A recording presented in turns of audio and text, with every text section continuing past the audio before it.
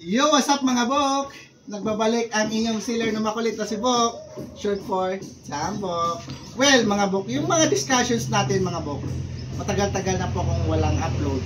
But due to this recent mga inquiries sa aking mga customers, marami akong mga customers na nag-inquire, gustong bumili, magtanim ng ating pinakamamahal na ABX suite na pinagmamalaki.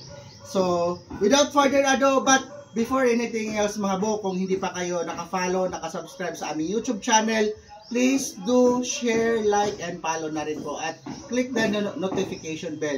And of course mga bok, sa baba sa screen, i-add ko na lang rin po yung aming Facebook page link para kung sakasakali gusto niyong mag-order, direkta na po kayong mag-inside doon sa aming Facebook page link. Doon na po kayo mag-inquire, doon na po kayo mag-message, at doon na rin po kayo mag-order. And going back sa ating topic for today mga bok, yun nga po, marami akong mga inquiries na gustong magtanim nila ng ABX suite. However, eto, pakinggan nyo po at ipapaliwanag ko ng maigi.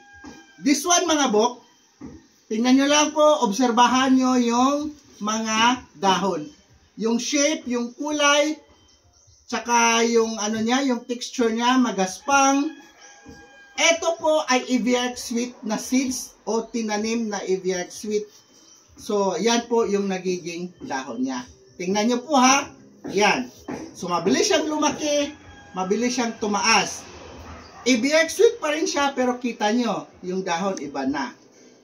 Ngayon, dito naman sa gitna natin mga bok. Ito po ay ABX suite na grafted. Okay, ABX suite na grafted. Bakit ko sinasabi na ABX suite na grafted? Ito mga bok, lapit ko na lang ha. Yan o, yun o. So may dugtong po yan. So we are using the V-cliff grafting. Okay? Cliff grafting po ang gamit natin. Yan. So, pagmasdan nyo yung maigi yung dahon mga bok ha. Yung shape ng dahon, tsaka yung kulay ng dahon, hindi siya magaspang. Glossy yung dahon. Yan o. Dito sa back, yan o. Tapos yung shape niya mga bok, tandaan nyo po mga bok ha, circle po yan o pabilog. So, dito pa lang mga bok, sa inhalalin tulad ko, magkaiba na po sila. So, sa mga gustong, disclaimer po ito, sa mga gustong magtanim na gusto nila sa buto dahil magkapareha lang, no, hindi po. Hindi na po yan true to type. Kumbaga, kung sa tao, yung anak natin, hindi po siya magiging true to type na junior. Baka backlash po yun, baka male or female. May LGBTQ na tayo. Well, anyway mga bok, yun lang po mga bok ha. So, disclaimer nga po, hindi po talaga siya pwede na bibili lang tayo ng bunga at itanim natin yung buto para makakuha tayo o gusto natin matanim ng ABX suite. Dapat talaga grafted. Ito po, grafted siya. So, eto naman mga bok, eto po, ulitin ko ha, eto ay seedling na galing sa ABX suite. Dito naman, ito ay grafted. Yung pangatlo naman natin na halimbawa mga bok, ito po ay double rootstock namin. Ayan, double rootstock. Kita nyo yung double rootstock. Dito sa taas mga bok, tingnan nyo, pagmasdan yung maigi yung dahon, pabilog.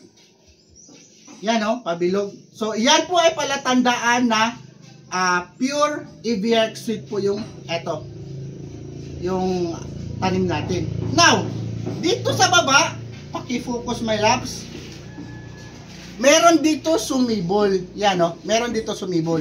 So nakita nyo, ito po ay rootstock natin, dinikit at naging double rootstock. So this is a multi-rootstock ABX suite. However, meron dito tumubo sa baba.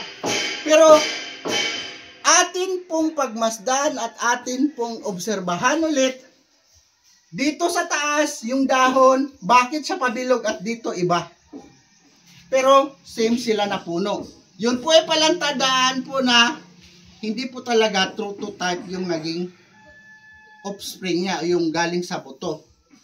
Makukuha natin yung true to type variety na ABX suite via grafting method lang talaga or asexual propagation. So, bakit ganito? Kailangan talaga natin yung tanggalin.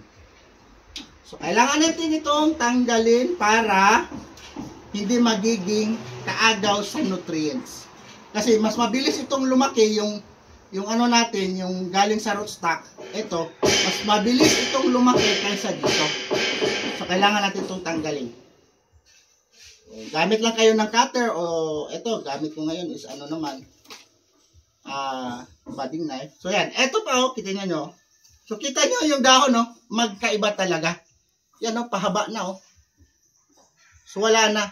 Kumbaga, bumalik na siya sa kanyang native characteristic. Yan po ay palatandaan, hindi na talaga siya true to type. Maski dito. So, galing siya sa buto. Pero, lumabas siyang hindi na talaga siya pure na ABR sweet. So, ito, tanggalin pa rin talaga.